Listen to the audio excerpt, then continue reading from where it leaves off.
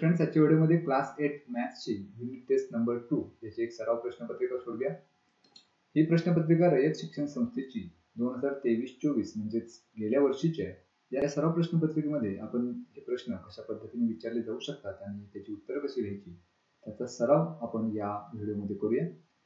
सुरुवात करूया पहिल्या प्रश्नापासून। पहिला प्रश्न असा आहे, fill in the blanks. First is degree of 7x³ + 5x + 4x⁵ 5 + 2x² is ... ह्या पॉलिनॉमियलची डिग्री विचारली। डिग्री याचा अर्थ याच्यामध्ये जे काही व्हेरिएबल आहे त्याचा सर्वात मोठा घातांक, त्याचा सर्वात मोठा इंडेक्स म्हणजे या पॉलिनॉमियलची डिग्री।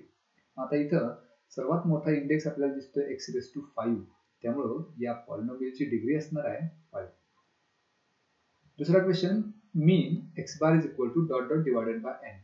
तर आपलं मीनचं सूत्र आहे x बार म्हणजे समेशन xi / n, म्हणजे सगळे जे काही आपल्याला सम्स दिलेत, ज्या संख्या दिलेत त्या सर्वांची बेरीज डिवाइडेड बाय एकूण संख्या, म्हणजे आपल्याला या सूत्रानुसार तो वापरलं तर आपल्याला त्या संख्यांचा मीन मिळतो। The next question is, if x + 4 = 9 then x = ... मग हे इक्वेशन आपल्याला सोडवावं लागेल। इक्वेशन सोडवायचं म्हणजे त्याच्यामधले व्हेरिएबलची म्हणजे x ची व्हॅल्यू काढायची। x + 4 आहे, जर 4 आपण राईट हँड साइडला घेतले तर 9 - 4 होतील। So 9 - 4 = 5. So value of x is 5। याचा अर्थ इथं या बॉक्स मध्ये किंमत येईल 5। And the last is 15p³ / 3p। याचं उत्तर काढायचं आहे। मग इथं 15p³ / 3p हे या फॉर्म मध्ये आपण लिहूया। इथं 3 ने 15 ला भाग जाईल, 3 × 5 = 15, आणि p³ ला p ने जर डिवाइड केलं तर या एका p ला p³ मधला एक p निघून जाईल आणि p² शिल्लक राहील, म्हणजे न्यूमरेटर मध्ये शिल्लक राहील 5 × p² / 1 म्हणजेच 5p²। हे उत्तर आहे। So this is question number 2. Solve the following sub questions. any 6 प्रत्येकातला sub question 2-2 मार्काला आहे। त्यातला पहिला आहे, डिवाइड 8p³ - 4p² / 2p²। नेहमीच्या भागाकार पद्धतीने आपल्याला हा भागाकार करायचा आहे। ज्याला भागायचा ते आपण ह्या चिन्हाच्या आत ठेवूया, दॅट इज 8p³ - 4p² आणि भागायचा 2p² ना ते बाहेरच्या बाजूला। आता विचार आपण असं करायचं की 2p² ला कुठल्या संख्येनं आपण मल्टिप्लाय केलं तर 8p³ मिळतील। मग पहिल्यांदा कोएफिशियंटचा विचार करूया। इथं 2 आहे आणि इथं 8 आहे। 2 ला 4 ने गुणलं तर 8 मिळतील आणि p² ला p ने गुणलं तर p³ मिळतील। त्यामुळे इथं भाग लावताना 4p चा लावायचा। आता 4p आणि 2p² या दोन्हीचा करायचा गुणाकार। मग 4 × 2 8 मिळेल, p² × p p³ मिळेल। म्हणजे ही टर्म मिळवण्यासाठी आपण ज्यानं गुणावं लागेल तो भाग इथे लावला। आता यांची वजाबाकी करायची। वजाबाकी करताना चिन्ह आपल्याला बदलावं लागतील, म्हणजे हे 8p³ चे होतील मायनस, आणि हे जर वजाबाकी आपण केली तर 0 मिळेल। आता पुढची जी टर्म आहे -4p² ती आहे तशी उतरून घेऊया। तर पुन्हा एकदा तोच विचार करायचा की ह्या 2p² ला कितीनं गुणलं तर -4p² मिळेल। आता इथं मायनस साइन पाहिजे, त्यामुळे भाग लावताना मायनस चा लावायचा, आणि 2p² ला जर 2 न गुणलं तर 4p² मिळेल, तर इथं भाग लावायचा 2 न। आता 2 चा आणि 2p² चा गुणाकार करूया। 2 × 2 4 मिळेल, आणि एक पॉझिटिव्ह आहे एक निगेटिव्ह आहे, प्रोडक्ट निगेटिव्ह मिळणार आहे, आणि p² आहे तसंच। तर ह्या दोन्हीची वजाबाकी करायची आहे, त्यामुळे इथे वजा चिन्ह देऊ। वजाबाकी करताना दुसरी जी टर्म आहे त्याचं चिन्ह बदलायचं, म्हणजे मायनस हे होतील +4p², +4p² ला -4p² निघून जाईल, रिमाइंडर येईल 0। तर अशा पद्धतीने जर डिवाइड केलं तर आपला भागाकार येईल 4p - 2। दुसरा क्वेश्चन आहे, सॉल्व द फॉलोइंग इक्वेशन। याच्यामध्ये आपल्याला हे इक्वेशन सोडवायचं आहे।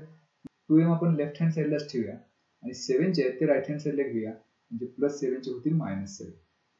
So 2m = 9 - 7 that's 2।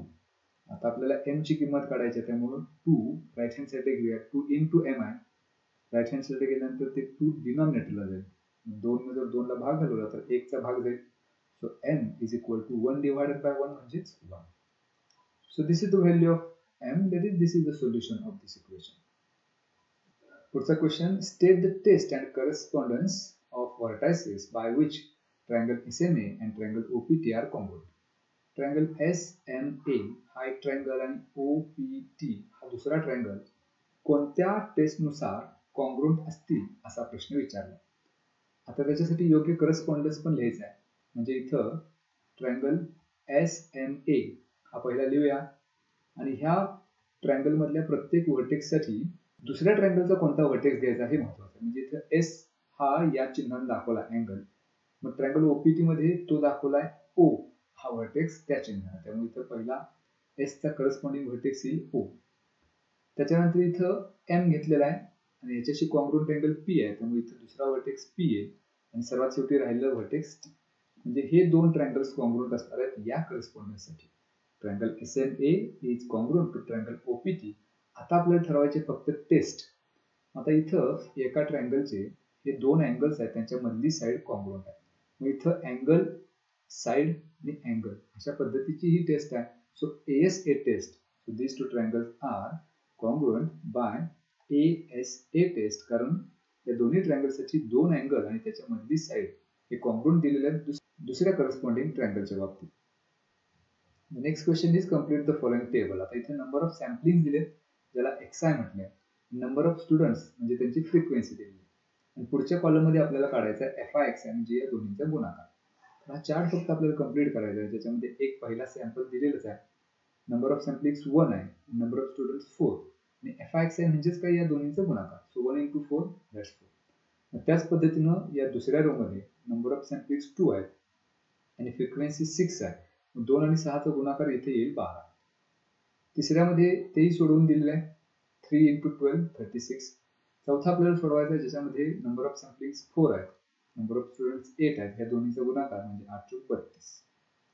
आणि शेवटच्या दोन रिकाम्या जागा आपल्याला भरायच्या आहेत ज्याच्यामध्ये n म्हणजेच काय तर नंबर ऑफ फ्रिक्वेन्सीज, म्हणजे या सर्वांची करायची बेरीज. 4 आणि 6 10, 10 आणि हे 20 30. सो n इज 30 आणि समेशन FI म्हणजेच काय हे समेशन FI आपण काढलेले आहे, या सर्वांची बेरीज करायची. मग इथं 6 आणि 2 8 आणि 2 10, 10 आणि 4 14, ज्याला 1 शिल्लक राहील, 4 आणि 3 7 आणि 1 8. So summation FI is 84. Next question which is based on which is word problem. Joseph's weight is 2 times the weight of his younger brother. Find Joseph's weight if sum of their weights is 63 kg. आता जोसेफचं जे weight आहे त्याच्या younger ब्रदरच्या वेटवर अवलंबून आहे. मग त्याचा younger brother जो आहे त्याचे वेट आपण कन्सिडर करूया. So let the weight of Joseph's younger brother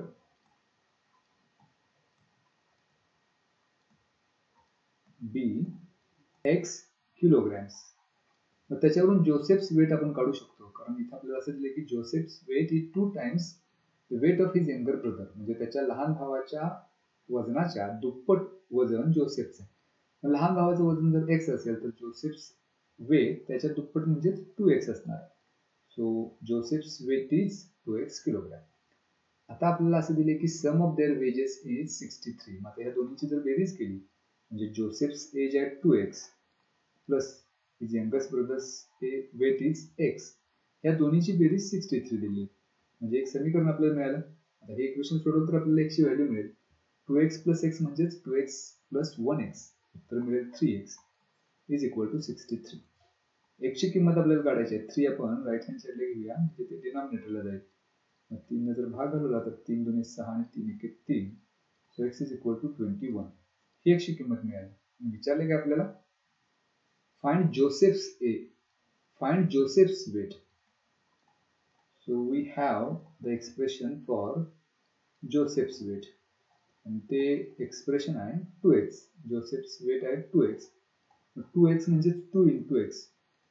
2 into x ची किंमत आहे 21, ती इथं ठेवूया. So 21 into 2 that's 42 kilogram. So this is the answer of our question, that is Joseph's weight is 42 kilogram. The next question is complete the following activity for following division. He division करायची आणि त्याच्यासाठी ही activity complete करायची. म्हणजे आपल्याला divide करायचं x² + 4x + 4 ला x + 2, त्यामुळे हे अशा पद्धतीने आपण या साइन मध्ये मांडून घेतलं. आता इथं आपल्याला ट्रायनॉमियलला बायनॉमियलने डिवाइड करायचं आहे. यातली प्रत्येक ती पहिली टर्म बघूया. इथे x² आहे आणि इथे x आहे. मग x ला कितीने मल्टिप्लाय केले तर x² मिळेल, तो भाग लावायचा. मग x ला आपल्याला x नच मल्टिप्लाय करावं लागेल, जेणेकरून x × x x² मिळेल. इथं भाग x चा लागेल.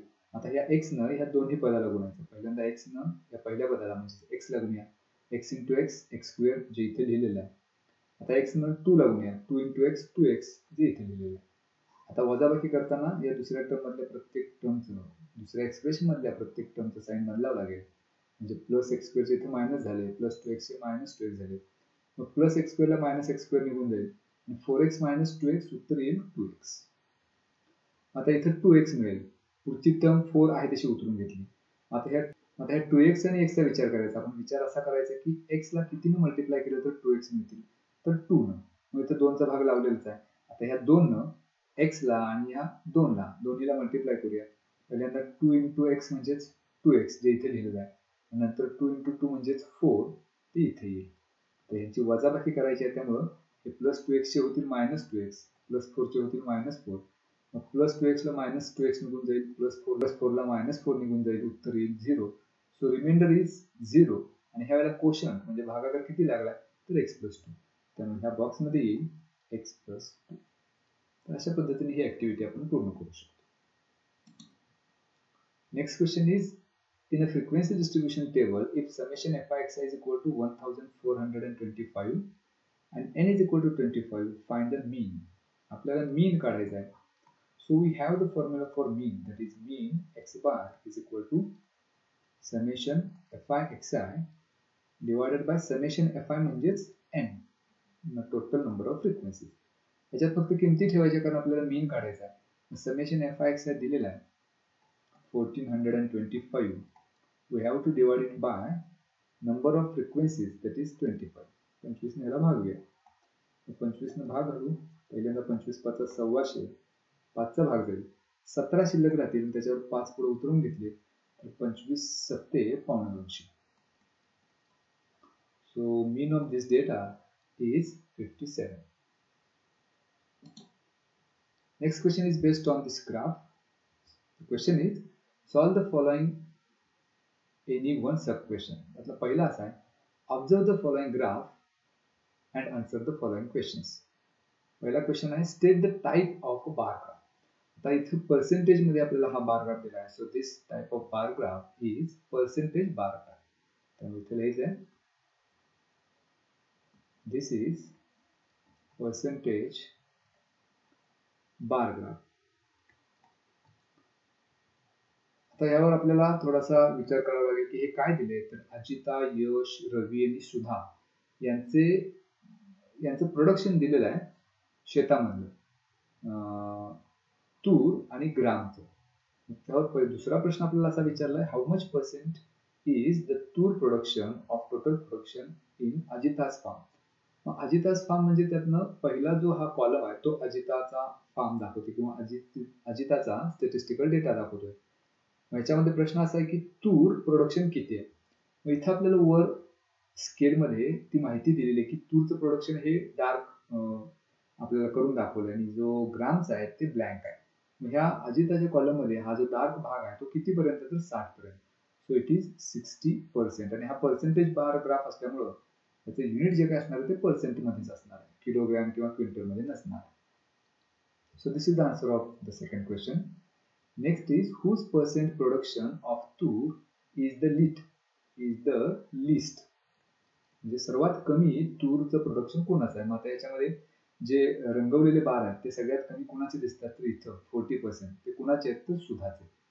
त्यामुळे ते किती असं विचारलं नाही तर कुणाचं विचारलं तर ते आहे सुधाचं.